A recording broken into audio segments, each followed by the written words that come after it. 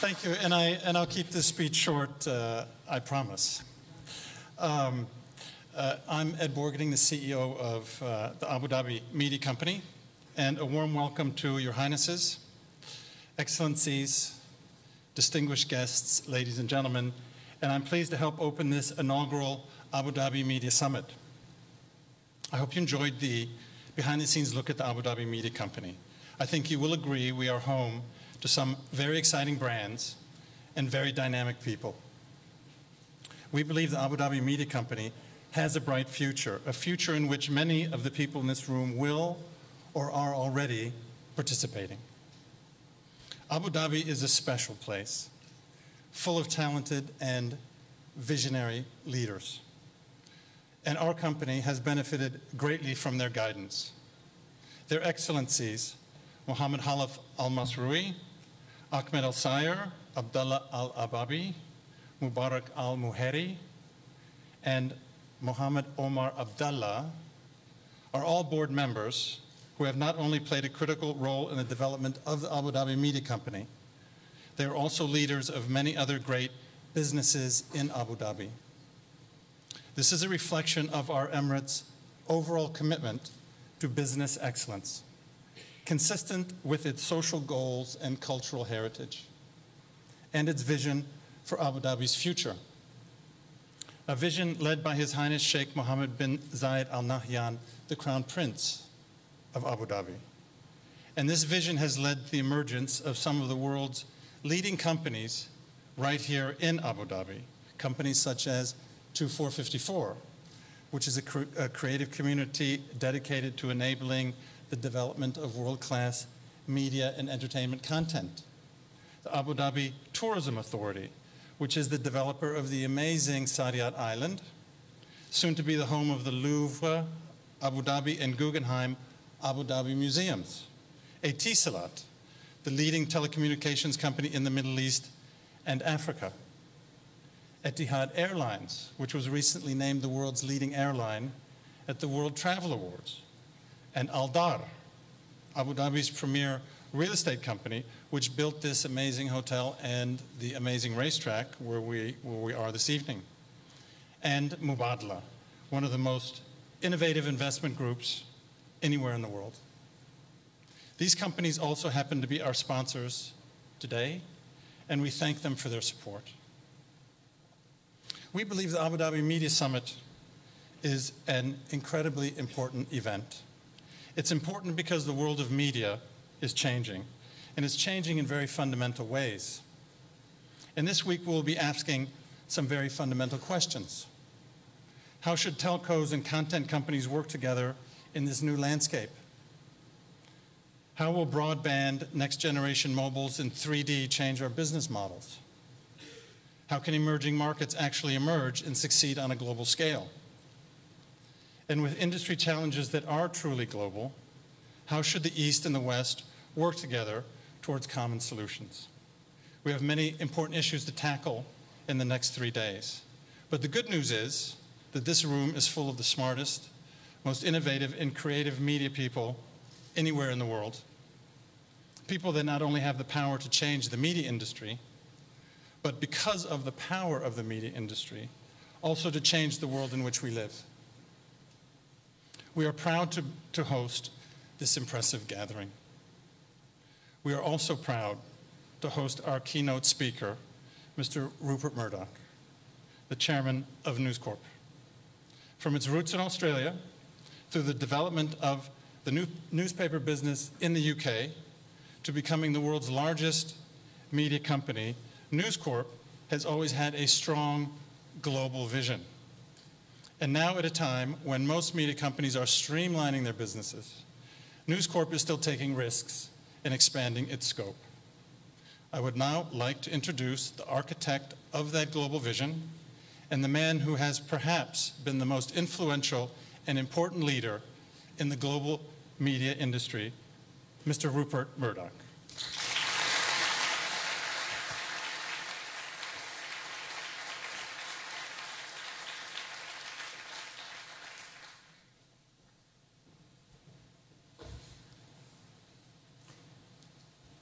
Thank you, Ed, for those generous words. I'm really very grateful for this invitation to be with you all today. Your Highnesses, Your Excellencies, and many friends. Each time I visit this part of the world, I experienced your fabled hospitality. Making guests feel at home is a long and honoured tradition in your culture, and you have happily shown that the best traditions are fully compatible with a modern skyline. Nowhere is this wisdom more clear than in your plans for Abu Dhabi 2030, a capital city for the 21st century. I've looked at your plan, and it is visionary. Your new capital district will be built on 4 guiding principles: cultural heritage, economic development, social cohesion, and the natural environment.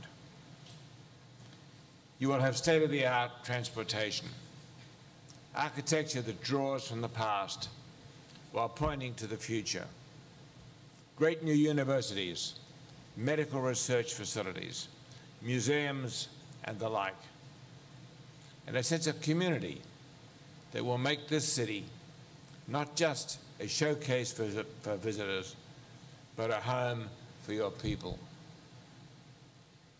You've set a high bar for your ambitions.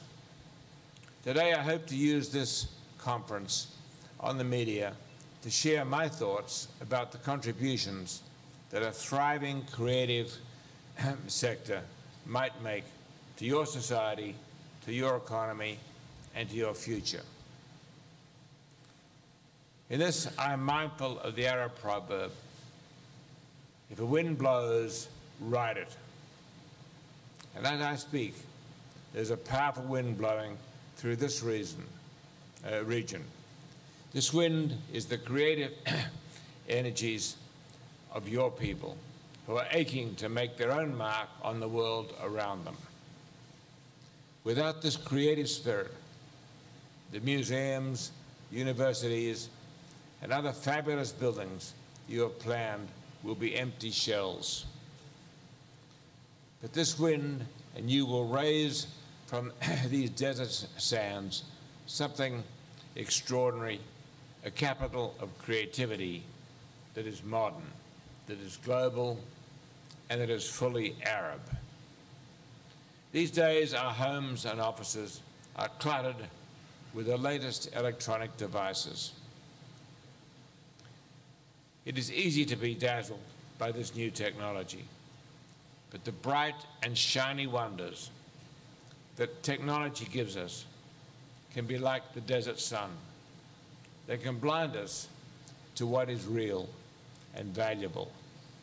Amid the digital dazzle, we risk missing the magic, the creative content that belongs, that brings these devices to life. That is the point I wish to discuss with you today. What is a Kindle or an e-reader worth without books or newspapers or magazines to read on them? What is a cell phone without the access to email, the photos of your children, or your favorite websites? What is the most advanced high-definition TV without the dramas and comedies and news and sport to watch on it? The answer is, without creative content, these electronic devices are merely extensive playthings. Your citizens know this because they are among the Earth's most sophisticated consumers. They watch films from all parts of the world, and they own all the best and latest gadgets. That's a good thing. Your citizens should be free to take full advantage of human creativity wherever they find it. But they also deserve the opportunities to add their own creative contributions to our vast and growing media world. Left alone, these creative talents remain constrained by arbitrary boundaries. To make this talent bloom, you need businesses willing to invest in creativity, to nurture talent, and to build audiences that will buy and enjoy the fruits of this enterprise. That takes the right incentives. By unlocking the creativity of your people, you can diversify your economy, provide millions of jobs for a rising generation, and give the Arab people a global voice and influence commensurate with your importance. A few months ago, I spoke in Beijing about the critical importance of having good copyright laws that protect the value people create. Today, I wish to speak more broadly about values, competition, and incentives. In particular, I wish to emphasize the incentives that will help money flow to those who invest creatively in the need for global competition to help make local media companies strong. And the reminder that a creative sector flourishes best in societies where governments intervene with a light hand. With these incentives in place, you will build a creative sector worthy of the great capital that you have planned. Let me start with content. Right now, the world does not think of the Middle East when it thinks of creative content. Even your own citizens often look elsewhere for a film or television show or news site. As a result, many of your own citizens prefer Hollywood movies of American television shows to local production. You can change this. Recently, I had dinner with the trade minister from another Muslim country, Indonesia. We started talking about the economic value of a creative sector, and she told me that the creative sector in her country now accounts for more than 5.4 million jobs and 6% of the Indonesian economy, and is the country's fifth largest source of exports. She also told me her government set a target that would nearly double the contribution to GDP by 2025. Think of the millions of stimulating new jobs that would mean to the Indonesian people. Now think what a growing creative sector would mean here. A recent Arab Human Development report suggests that this region will create 50 million new jobs in the next 10 years. A thriving creative industry will contribute many of these jobs, most of them environmentally friendly, well-paying, and contributing to a better quality of life for all. The good news is that the geographic borders that once limited your potential are today largely irrelevant. Let me give you an example that you might not know about. It's a film called My Name is Khan. It's the story of a Muslim boy in San Francisco after the September the 11th attacks. And it made its international debut in this city, I think only last month. In all its aspects, this film speaks to the cross-border soul of the creative industry. The film is a joint venture between an Indian company and an American company. It's a story told from the point of view of a Muslim, and it was financed in part from Abu Dhabi. It features Indian stars who are popular in this region. It's attracting huge audiences here in the Middle East, in India, in Britain, and in the United States. The popularity of My Name is Khan reminds us that no nation has a monopoly on creative content. If you tell a good story, people will respond. Let me give you an example from the business end. One of our company's biggest films right now is Avatar. It's playing all over the world. It's already grossed more than $2.5 billion and is on its way to $3 billion. Those of you who have seen it, and if you happen to ask your children, they'll know that Avatar has revolutionized 3D and film animation. What many of you may not know is that a good part of this remarkable film was actually produced in little New Zealand. That's right.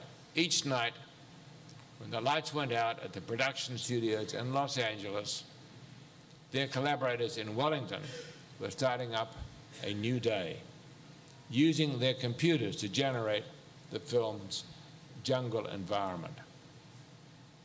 It's a visual effects company in a faraway island like New Zealand that can find its niche in the most technologically advanced film of our time. You can be sure that the Arab people are fully capable of making their own contributions to this fast-growing global industry. So what do you need to encourage your creative sector? Obviously, you need money. High-quality content is expensive. The simple fact is that if you want quality content, I'm sorry, I've lost my script.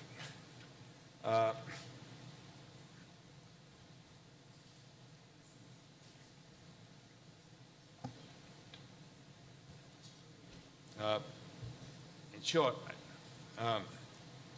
unfortunately, what happens, I beg your pardon.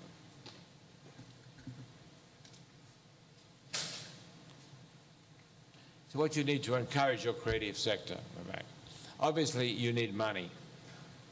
High quality, as I said, is expensive.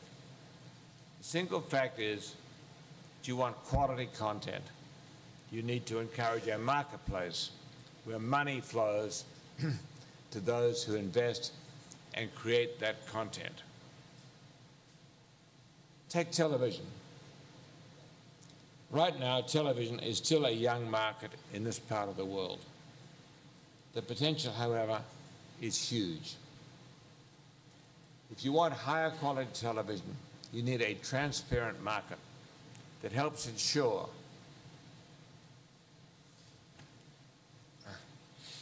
that people will receive a fair price for the value they create. A more transparent advertising climate is absolutely necessary.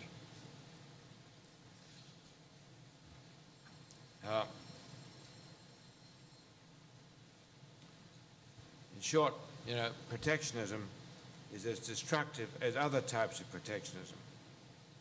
It's expensive, it's unfair, it guarantees that local companies coddled by protection will never be strong enough to compete outside their own borders. By contrast, if you can open up your creative market to competition, your companies can challenge the biggest players. I've seen it done. Most of you think of News Corporation as an American company because we are now based in New York. We did not start out that way. We started in a provincial Australian city, as Ed mentioned, called Adelaide. When I brought our company to America, we were still a small Australian firm. We had a few media properties in Britain and a single newspaper in Texas. We succeeded because the open American economy let us compete on our talents. So we grew. And as we grew, we expanded our reach to other parts of the world and created thousands of jobs. Today, News Corporation has 64,000 people working for us around the globe, and many thousands more working for us indirectly. I have every confidence that Arab companies can do the same and more. I also believe that Abu Dhabi can lead the way. In 2 decades, your plans will transform this desert city into a gleaming capital of the future. By welcoming foreign competition, you'll call your people to their best and cultivate a world-class industry on par with the finance and oil giants that now dominate this region. Finally, I'd like to say a word about freedom and regulation. This city is the capital of one of the Middle East's most cosmopolitan societies.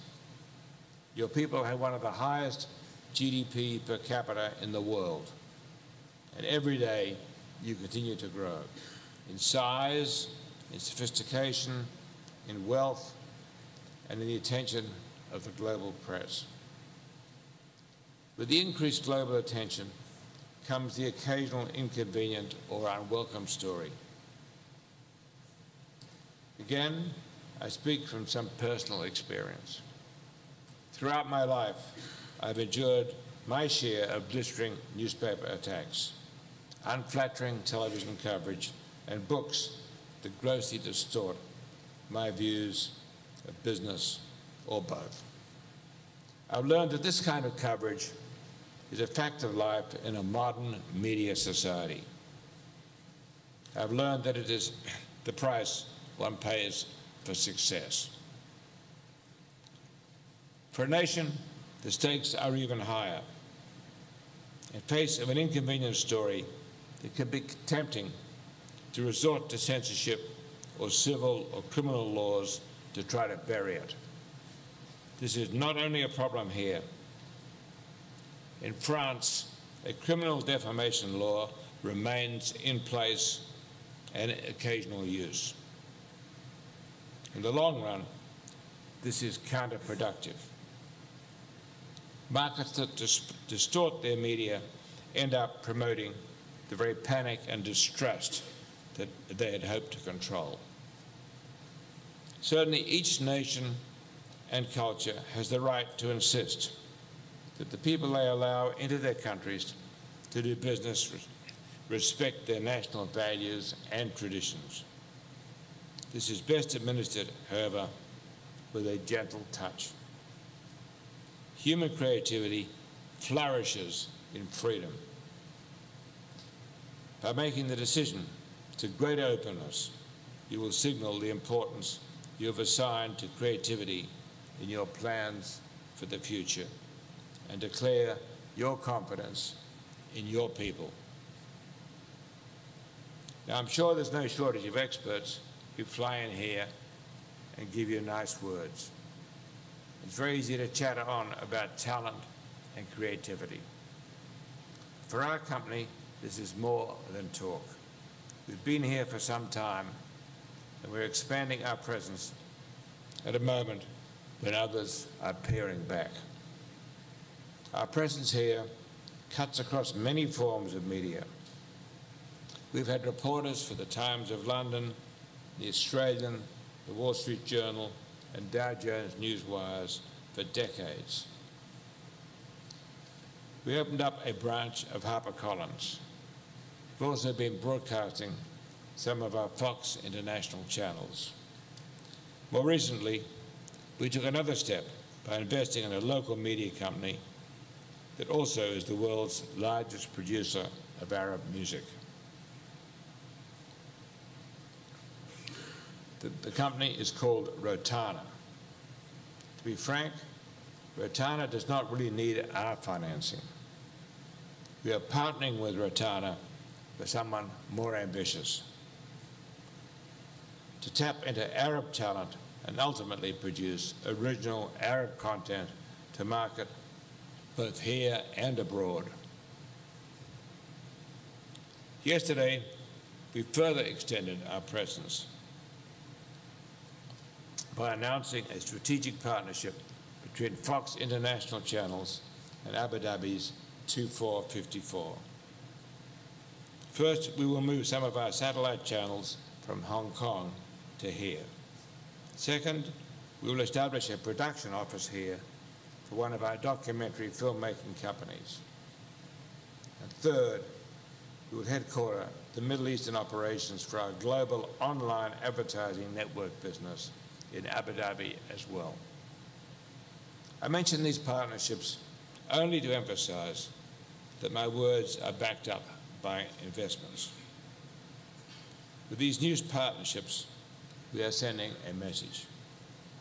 When we look to the future, News Corporation is betting on the creative potential of more than 335 million people who make up the Arab world. Ladies and gentlemen, you know your history better than I do. You know of your contributions to global knowledge and wealth. The West rediscovered Aristotle through Arab translations and Arab commentaries. We owe much of our mathematics, science, and medicine to discoveries by your scholars. Europe traded with Asia via routes pioneered and developed by Muslim merchants. And the leading economies of our world would grind to a halt without your oil. While oil is undeniably vital to our world, the untapped creativity in this region represents a resource infinitely more precious. In this bright new century, the most advanced societies will be those that are most creative. Creativity is a resource that excites the imagination, expands jobs and opportunity, and improves our quality of life. It is clean and it is high value, most of all because it is rooted in the human mind. Creativity is the one economic resource that is truly inexhaustible. Your people are eager, they're talented, and they're young. They have aspirations in common with their peers in other parts of the world. Yet they hold fast to the traditions that make them so unique. Give them a society that rewards creativity. When you do, you will breathe life into your blueprints and build a future worthy of your grand boulevards and glistening skyscrapers. So thank you very much.